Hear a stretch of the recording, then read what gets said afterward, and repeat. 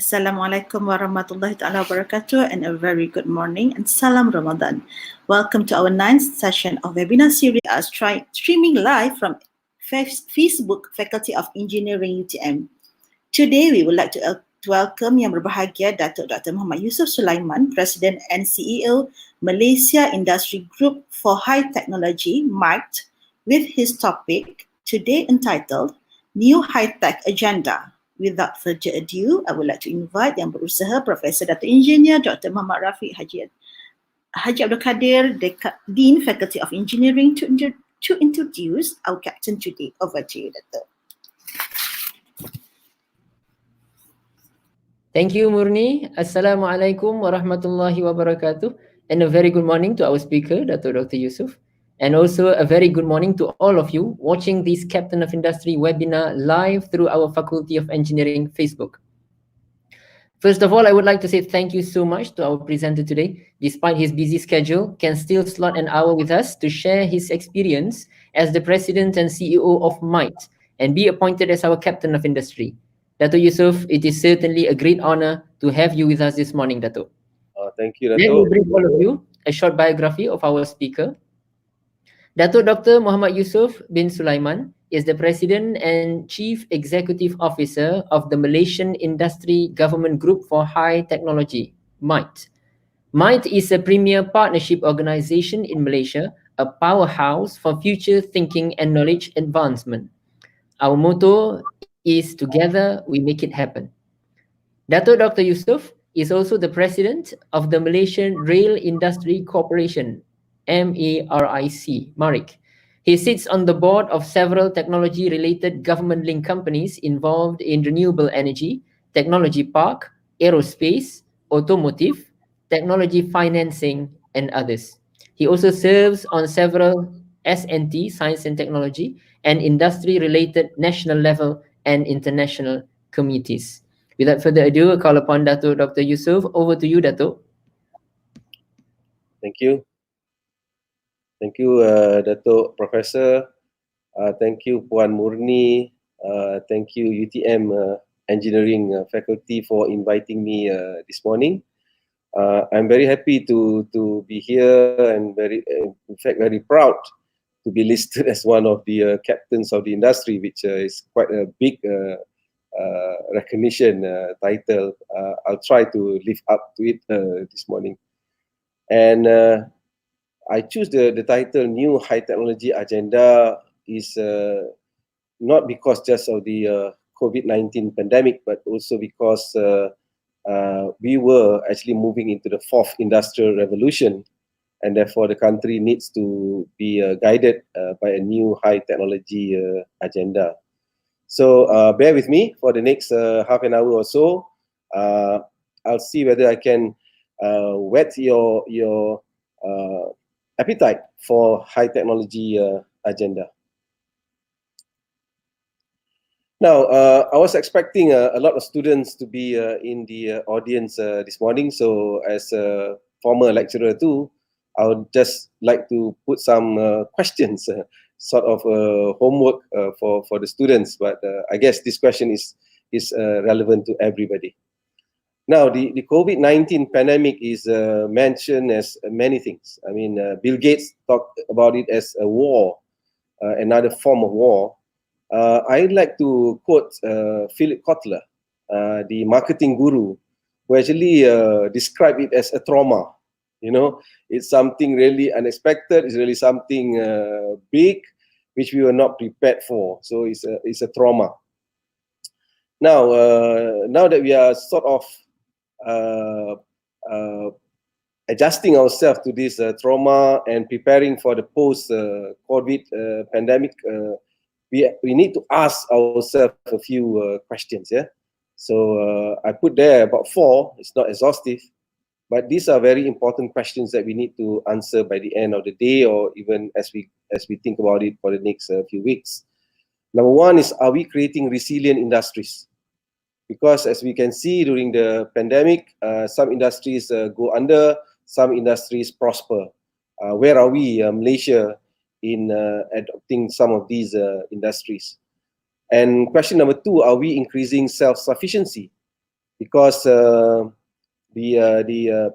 pandemic actually created a lot of requirements for certain products which are not necessarily available to us, and if we are banking on other countries to supply it, then there will be some gaps in terms of the supply and demand. And then of course that relates to the rethinking of the business supply chain. As you can, as you're sitting home, Prof. Datuk, you're sitting home, I'm sure you are ordering your food, your other items from, not the normal supply chain, or by going to the supermarket yourselves. So these are really, shifting the way business are being conducted. And then finally, to be relevant to this particular webinar series, what role would university industry collaboration play in terms of revitalizing the economy and making Malaysia more resilient in the future? So I put it under the high technology imperatives. Why high tech? High technology has a certain characteristic that create and provide the economy of a country with a lot of benefits. I started with Mike about 25 years ago when I was asked to develop the National Aerospace Blueprint. That was the first time I think Malaysia is embarking on a very high-tech sector, and that actually creates a lot of spin-out or spin-off to other things because of our ability to master a certain type of technology, especially aerospace, dealing with leading-edge technology. So as you can see, there is a lot of benefit, but really we have to optimize more of these value-added activities and look at other emerging sectors that provide those kind of direct and indirect benefits. And then we also have we need to set a target as other countries are also moving up the ladder. We need to actually find a niche for ourselves. We are a small country, small demand, but we need to actually create a demand for our products globally. And then what kind of planning strategy that we need to put in place? That's the crux of the discussion that we have today. So again, on the right side, productivity, R&D, industrial innovation, these are words very familiar to universities and students. So these are the things that we need to enhance and cultivate much more. So these are very important imperatives that we need to think about when people ask us why high technology. This should form the basis of the economic development of a nation like Malaysia. Well, I need to quote my former patron, Tun Mahathir, who has been, imbuing this technology mindset for Malaysia since the 80s. He quote, high technology sector plays an important role in driving economic growth. Our mastery of technology will provide us with the strength and capacity to be a leader and not just a follower. So this is a very important message. And I think that message was further strengthened by saying that we should not just be involved in research or in other activities that does not contribute to a full product. So is it not enough if we just produce parts and components here and there? But I think we need to actually produce the full product. So that's how the pandemic is showing up, that you need to actually have a full product with the whole ecosystem to be self-sufficient in your own country. So how many of us know Malaysia's position in the high-tech export arena? We are number 11 in the world, and we are actually contributing about 100 billion US dollars worth of high-tech exports. And that's a huge amount compared to many developing nations around the world. And this has been increasing, and this actually augurs very well in terms of how we are, involving ourselves in high-tech exports with the high-tech value, and this has been consistent for Malaysia to sit at number 11 or number 10 for the last 10 years. So that is a very good place to start if you're looking for why high tech. But if you look closer, again, back to what Tun was referring to, 70% of our high-tech exports are semi-finished or intermediate products. So this is where we need to change and go one two step further, and maybe that is where we need to focus post-pandemic to really develop the ecosystem fully so that we can actually produce our own complete product, our own brands, and etc.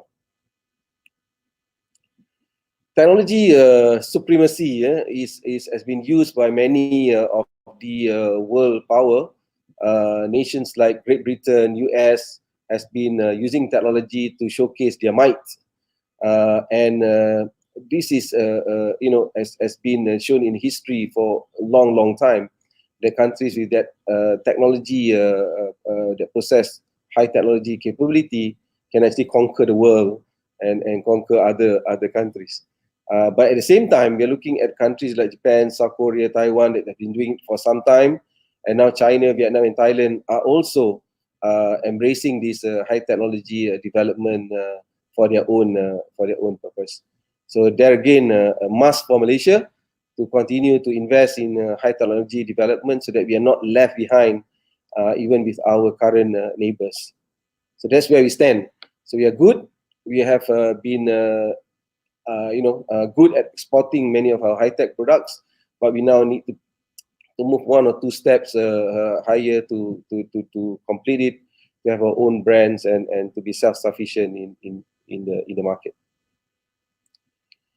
So this is just very academic. What is high technology? And there are two basically definition that is coming from the OECD, the Organization for Economic Cooperation and Development. Sorry about the misspelling there. They start to classify high-tech industry based on the R&D intensity, that is the R&D expenditure as a percentage of production. So then they list out the various type of industry in that range. Eurostat is another body which is a statistical office of the European Union, also taking the same approach, and therefore we have a common high-tech definition all over. So it's not just Malaysia define it ourselves, but for mine as a working definitions, although we actually take the products and services as defined by Eurostat and OECD, but we go a little bit further into looking into the process. And we take a process that is considered to be high-tech if it requires high level of competency and knowledge. So for example, like in a herbal products sector, the extraction of the active ingredients is high-tech, and therefore we actually take herbal products as a high-tech sector in that sense. So these are some of the classification. Easy to see high-tech industries. Immediately comes to mind aircraft, spacecraft, pharmaceuticals, communications equipment, medical precision devices. These are immediately comes to mind. And as I mentioned, I mean, that's what Malaysia did the first thing when we talk about high-tech and move into the aerospace industry, look into aircraft and spacecraft. So these are the classifications immediately that comes to mind. This is from OECD, and even from Eurostat is almost the same. You have the aerospace, computer, office equipment, and the rest. So what I'm just trying to show is that if you want to check this out, you can go to OECD and Eurostat websites. You can get all the lists. But it's also to say that we are benchmarking ourselves with other countries on the same basis. So the chart that I showed you earlier about why Malaysia high-tech exports is following the same criteria. Yeah. So what's the case for developing the high-tech agenda? So as we going through this pandemic, it's really change us socially. Datuk is staying at home. I'm traveling to the office just for this presentation, but most of the time we'll be staying at home too, and all the rest of you, I'm sure, are doing the same thing. But other things that we have already considered even before the pandemic is that the social trends, for example, like aging population, the digital generations, urbanization, shrinking working population because of these factors are really making us rethink about how do we approach socio-economic development. So we have to make decisions to respond to some of these social-driven trends. Technology, well, this is moving very rapidly. We talk about hyperconnectivity, the 5Gs, blurring of the traditional boundaries. When you talk about automotive or aerospace now, it's blurring. So these are some of the challenges that the fourth industrial revolution is bringing in. Klaus Schwab, the chairman or president of the World Economic Forum, says that the fourth industrial revolution means that you cannot work alone anymore. It's about the convergence of three different elements: virtual, physical, and biological. So you need to get this collaboration intact, or the knowledge intact, so that you can actually develop products and services for the market. Economic driven trends: globalization, decentralization, protectionism, and also civication.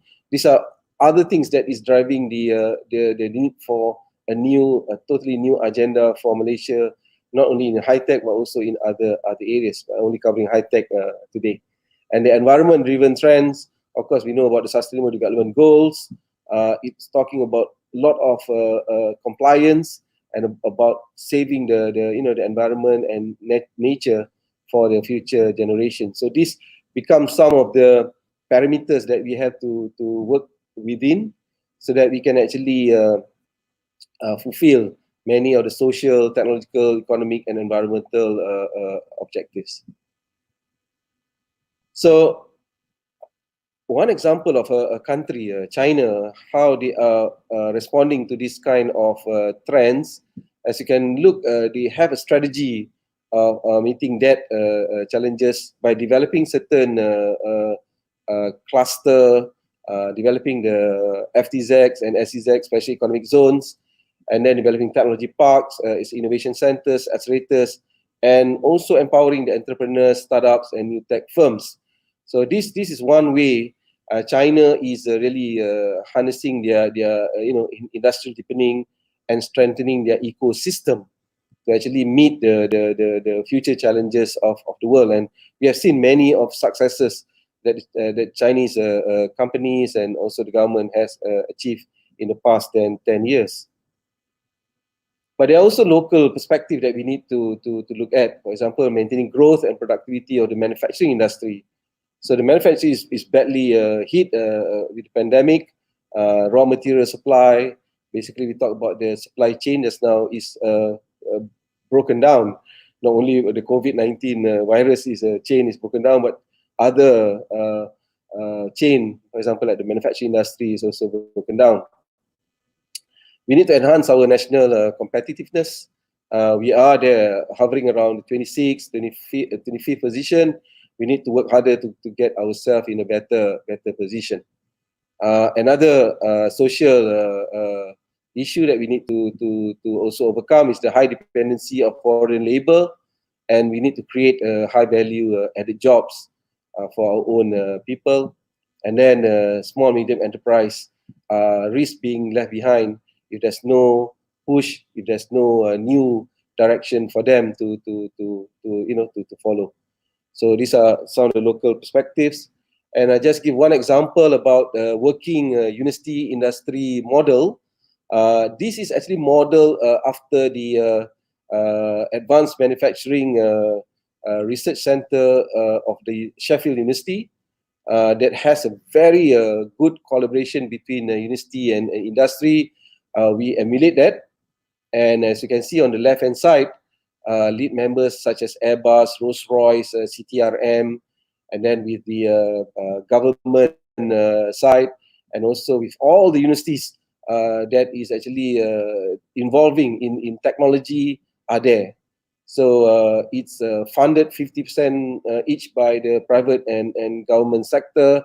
It's a truly good model to follow, replicate by others. It deals with biomass, it deals with aerostructures, it deals with technology which are even can be used for beyond aerospace industry. So this is what we want to do, because we like to look at the spin-off of the aerospace sector into other industries which may benefit from this technology. So Professor Datuk, UTM, may want to study this model and try to create a very strong participation by both industry and university. So I move straight into the action forward. We do not have much time. But this strategy and this high technology agenda must be very encompassing. It's not merely talking about just the technology, yes. We know that emerging technologies like IoT, blockchain, artificial intelligence, and others are coming to the fore. But these are really enablers to help support whatever sector or industry that we want to focus on, those resilient sectors that we identify. And then we need to have the entrepreneurs and the firms working in these areas to provide that kind of innovation, that kind of products, services coming up from them. We have to actually incentivize them and support them all together. And then we have the nation's strategic advantage. One is our people are very talented. We also have a very huge biodiversity, natural resources. We have a lot of experience in many of the manufacturing sector. These are the things that we need to pull together, and then to with the entrepreneurs and emerging technologies, look at that targeted global market. This is where many countries get it wrong, when you actually approach this thing from a supply side and then try to create products and services which nobody wants. So we have to think, especially for Malaysia, which have a very small population, how do we actually create that demand, whether within our country or beyond our shores. So there's a lot of opportunity to look at our neighboring countries, the kind of products and services that they are requiring. And better still, using some form of collaborative model, whether through the universities or the industries, start to work together and fulfill whatever gaps are really in need in these member countries. So by working together, we will know much more closer what each country may need for their own citizen and for their own use. So targeted global market should come first in our mind before we start to develop the other portions of the ecosystem. So when we do that, then inshallah our products and services may be able to attract demand very easily. So it's about connecting the dots. So we have the global market, we have to study it. Sometimes we look at our advantage of being a good Islamic country, a good Islamic finance product, a good halal products. Then if you just look at the border around Malaysia, there's 100 million market. Southern of Thailand, southern of Philippines, part of Indonesia is about 100 million population. So you're not talking about just a few million in Malaysia, you're talking about that. So that aspirations can be pushed, make known to the entrepreneur and the firms, and create that kind of a channel for them to market their products to these. Beyond that, of course, we're looking at other regions where our products and services might be useful. Middle Eastern region, for example, that could actually be in need of many technology that we produce. Relevant technologies that have to be developed. Resources are very scarce. Again, I think this pandemic actually shows that we have to focus on the things that we want to develop and do everything under the sun, and we have to look at where we can be good at. I always like to give example of one drone company in Malaysia that has gone global, using artificial intelligence as their strength, and then using the drone as the platform to provide services to about 30 countries in the world, and they already ranked number 3 in the world. So I think that shouldn't stop other companies in Malaysia to achieve that kind of success. So I'm coming back to the question that I raised very early in the presentation. So the business technology responses that we have to put in place, we need to create resilient industries. And on the right are some examples given by Lux Research recently. Areas like in materials, digital industry, agri-food, energy, and also mobility. There is some of things that we are already good at. Some of these areas need to do something more, and and create that kind of future for our country. Increasing self-sufficiency is very, very key. Food, for example, is very important. Energy is another, and therefore we have to now look at other development in these areas so that we can actually create that kind of self-sufficiency. So agri-food, modernizing our agriculture sector, precision farming and other things could add to that. But also the third point is about the business supply chain. To make sure that everything is available, we need to make sure that these supply chain are intact, that they are meeting the future needs in terms of environment, in terms of societal constraints. Therefore, we will be able to meet the challenges of the future. Strengthening university industry links should not be understated. These basically are the core. It support clusters, it support innovation, it supports problem solving. It helps industry to find new avenues for business. And I think UTM is well positioned to do this, and I think it should be encouraged to create more industry links in the future. So, ladies and gentlemen, that's about all I'd like to present to start some kind of discussion, conversation with you, alhamdulillah. So I pass back to the moderator. Thank you. Okay.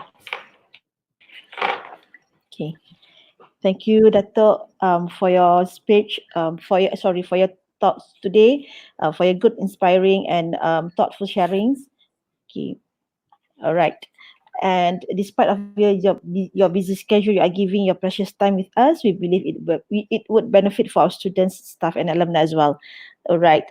So we are looking for questions from our viewers if they have. All right. From Mr. Jauhari Khairuddin, Indonesia just received influx of investment from US when the US a company decided to shift their factory from China to Indonesia. What about Malaysia? Any new investment coming in the very near future? How about it, Datuk? The last part of the question will be answered by Maida, CEO, on the 30th of this month. He'll be having his own webinar to explain to the people where the new investment is coming from. But well, one of the companies that I sit as a board member is Kulim High Tech Park, and Kulim High Tech Park has been receiving the bulk of the investment, especially in high technology into Malaysia, and we have been attracting companies from all over the world to come to Kulim High Tech Park. We already hear about many of Chinese companies which will be wanting to relocate some of their facilities to Malaysia, even from US wanting to do this. But the whether it's going to be something which is real or not, I think the Maida CEO will be in a better position to answer that question. But certainly Malaysia has all the qualities of attracting investments into Malaysia, and I very, very much encourage that these investments are into the high-tech sectors, especially which augurs very well in terms of providing jobs, providing that kind of economic benefits to the country. Thank you. Okay, thank you, Datuk. Okay, we move for the next questions. All right, from Zafira Hashim. Assalamualaikum, Datuk. What is the challenges implementing new high-tech agenda, especially during the pandemic?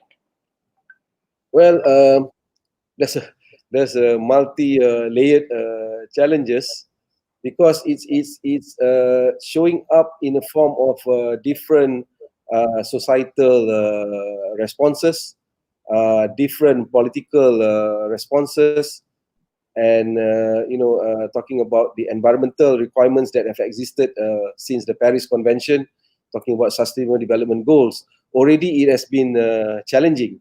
The pandemic actually, just add more weight to these challenges. But really, I think the important thing is back to the human capital development. Yeah, the ability of our people to master certain skills and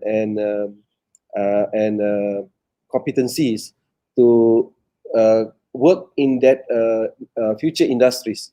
For example, in terms of software coding, in terms of data analytics, these are some things that we need to have more of them, because this is what, referring back to the first question, sometimes the investment coming from overseas is asking about that kind of pool of talented people that we have.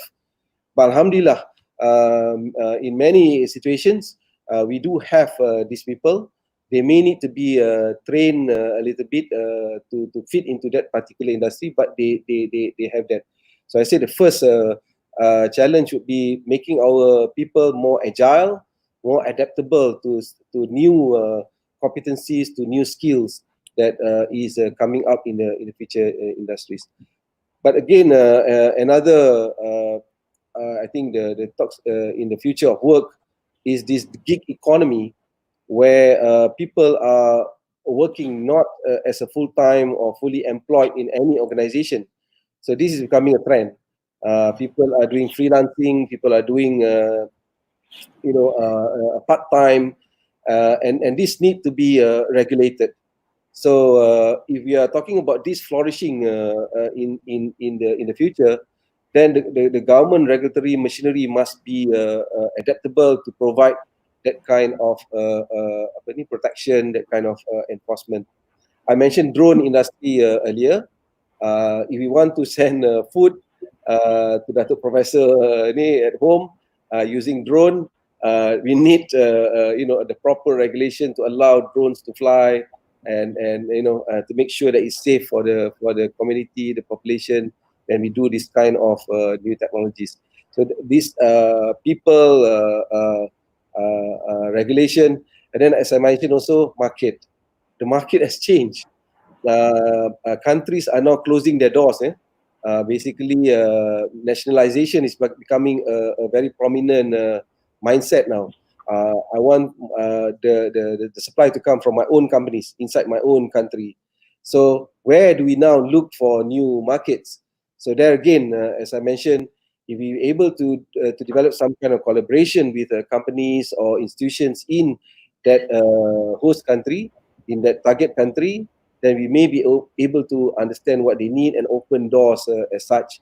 So the marketing that we have been doing in the past may have to change as countries close their borders towards other products, to other countries' products. Mentioned about supply chain is changing. How we actually manage the supply chain has to be thought about in a new way.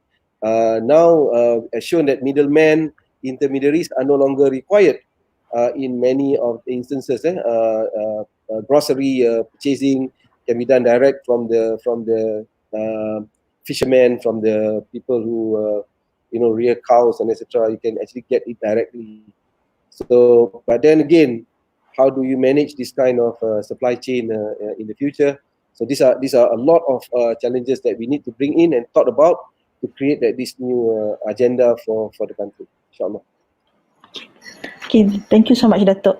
All right, thank you very much for your time and effort. Oh, okay, we have another questions from Zahran Kuzari.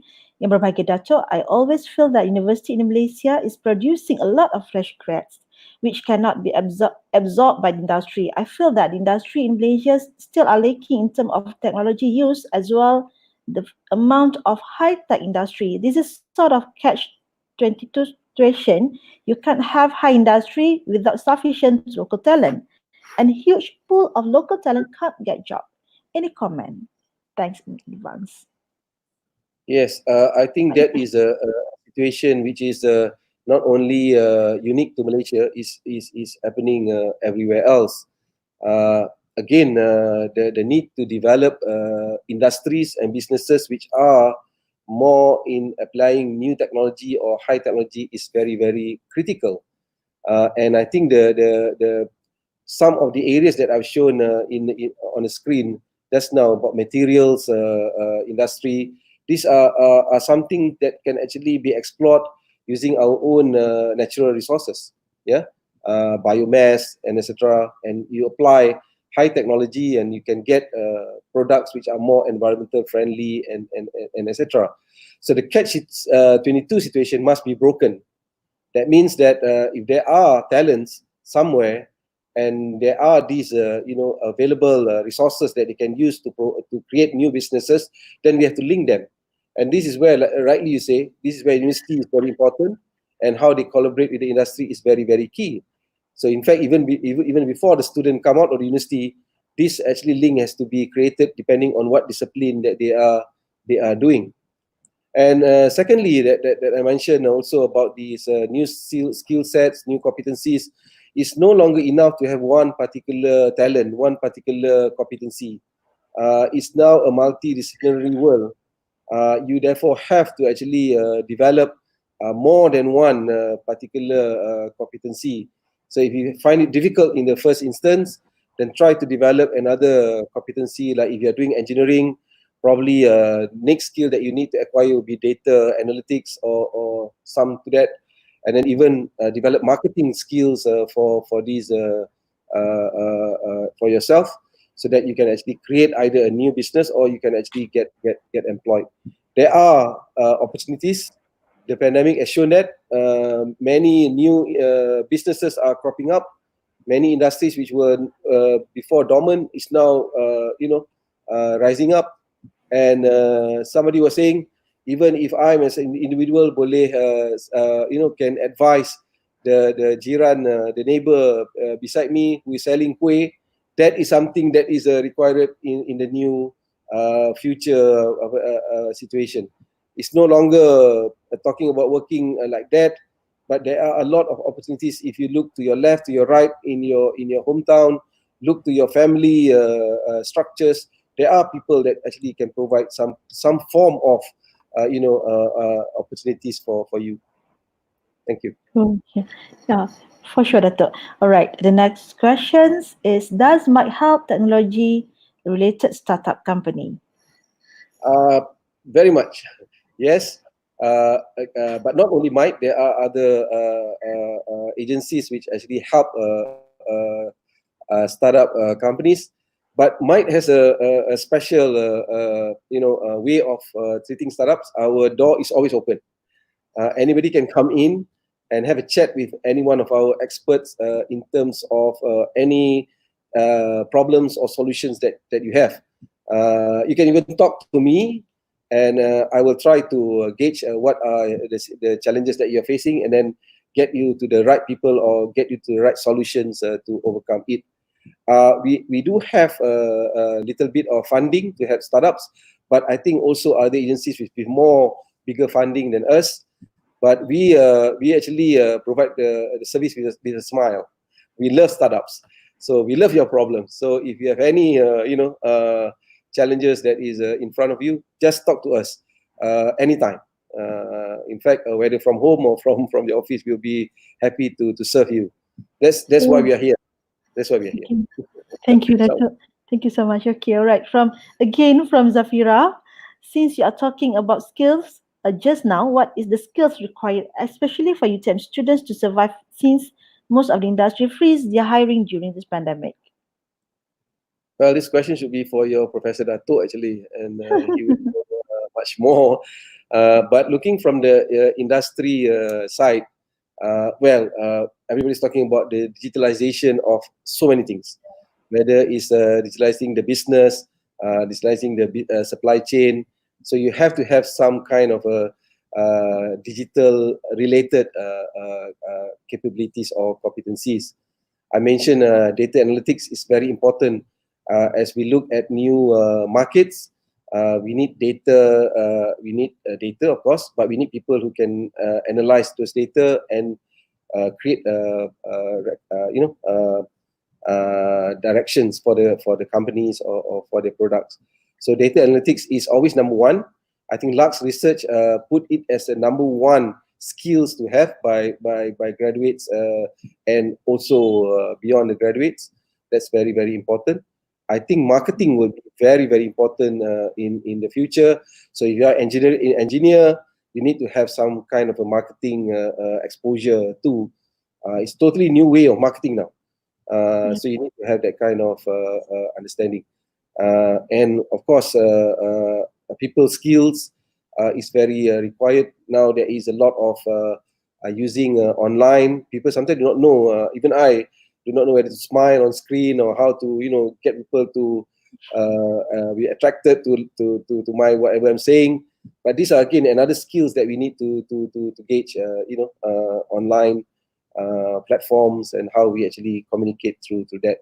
So I hope that give you maybe 10%, 20% to your question, but you can read. There's a lot of articles talking about these new skills and new requirements for graduates. Thank you. Okay, thank you again, Datuk. All right, from Dr. Ainul Lutfi Abdul Latif, one of the difficulties of researchers in planning their work is the lack of a clear long-term strategy for the nation and the changing focus every 4 to 5 years. For example, in the area of aerospace, we do not know what the focus is for the next 30 to 40 years for the country. As such, we researchers have to change the focus every few years, which can be a waste of time and resources. Can you comment on that? Yes, generally, doctor, that is true. That plans, strategy tend to change whenever there is a change, in the political timeline. So yes, but you mentioned aerospace. I mean, that's the one that I've been working on since I started the National Aerospace Blueprint way back in the middle 1990s. This has been the most consistent sector actually. I could tell you what would be the focus for the next 30 40 years for the aerospace sector, because not only by the things that we do through our companies, but because of the involvement of companies like Airbus Industry, Rolls-Royce, and others in the platform I mentioned just now, the Aerospace Malaysia Innovation Center, we are able to understand the kind of research that is required in this industry. I've listed that just now, some of the industries in the aerostructures, in the biofuel, in the automation robotics area, and etc. That's just very clearly defined for the aerospace industry. But unfortunately, this is an industry which was really greatly affected by the pandemic because of the reduction in the traveling demand. But I think it will recover, eventually. And in Malaysia, we are very clear of if doctor would keep in touch with me, I can provide some of the areas that we are working on. And I agree with you that if the changes occur too much, there would be a waste of time and resources. But we are trying. I mean, it might be look at the long-term approach of everything. We try to stick to that particular strategy, and then to make sure that the resources are utilized properly. So thank you, doctor. You can get in touch with me, and we can have that discussion over the aerospace sector if you like. Thank you. Inshallah, Datuk. Okay, thank you so much for your time and effort for our session, for our Captain of Industry session today. And we are such an honored for us to having you with us today. Okay, then I'll pass back to Yang Berbahagia Datuk Rafiq for his last few words for today. Over to you, Datuk. Thank you.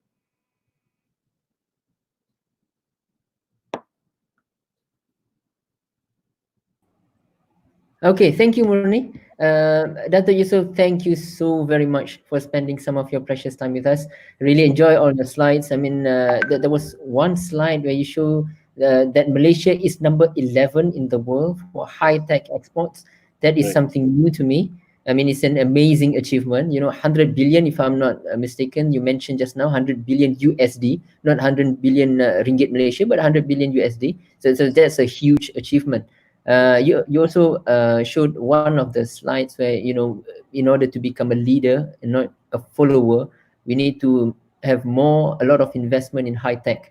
That is if you are aware that UTM recently merged all our engineering disciplines, and we also include in our Faculty of Engineering the School of Computing, because we believe that way forward is fourth industrial revolution, and we need to revamp our engineering curriculum so that it becomes a high-tech curriculum, high-tech engineering curriculum. So yes, in this world where technology-driven market is getting a lot of attention, that's why we approach you, because we believe that both of us, UTM and Might, have something in common, and where there are a lot of things that we can collaborate in the future.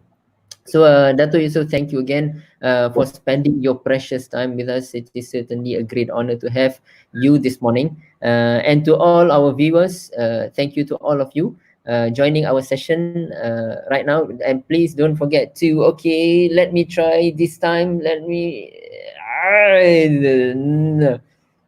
Yes, okay. Like, comments, and share our Facebook. All right. Because we have many more interesting topics in the future. So thank you to all of you. Back to you, Murni. Okay, thank you, Datuk. And thank you for our viewers today. It is always a pleasure for us for having our large number of viewers for our webinar Captain of Industry today. Of course, we have coming new, more interesting topics in coming session. Please wait to our upcoming webinar, and surely with interesting topic to be shared. Stay safe, stay healthy, and keep your social distancing. Yeah, I'm live from my office today. Please don't forget to like, comment, and share our program. Have a good day. Wabillahi taufiq wa hidayah. Wassalamualaikum warahmatullahi wabarakatuh. Salam Ramadan. Bye and see you next time.